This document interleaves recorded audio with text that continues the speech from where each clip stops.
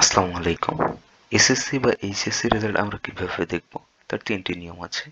তার মধ্যে ১ম নিয়মটি হচ্ছে যে তুমি যেকোনো ব্রাউজারে ওপেন করবে। এরপর যে রেজাল্ট দেখবে এসএসসি বা এইচএসসি রেজাল্ট দেখবা। ধরো যে তুমি এসএসসি রেজাল্ট দেখো তো এসএসসি রেজাল্ট সাব টাইপ করবা।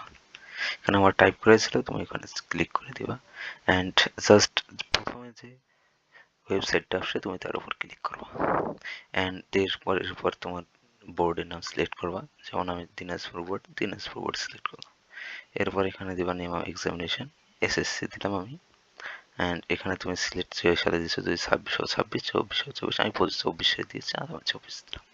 অ্যান্ড রেজাল্ট টাইপ কি? রেজাল্ট টাইপ ইন্ডিভিজুয়াল আমি দেখবো বা তুমি সেন্টার ওয়াইজ দেখতে পারো। এরপর তোমার যে রোল নাম্বার আছে সেখানে দেওয়া আমারটা আমি দিলাম। অ্যান্ড এরপর রেজিস্ট্রেশন নাম্বারটা দিবা, রেজিস্ট্রেশন নাম্বার সেট করে দেবো। এখানে আমারটা দিলাম। এরপর এখানে যে লেখাটা আছে ওইটা তুমি দিবা এখানে দেখে দেখে। অ্যান্ড এরপর ভিউ রেজাল্টে ক্লিক করলে তোমার রেজাল্টটি দেখা যাবে। এটি দেখো, এখন আমরা কিভাবে এসএমএস এর মাধ্যমে রেজাল্ট দেখবো সেটা দেখতেছি।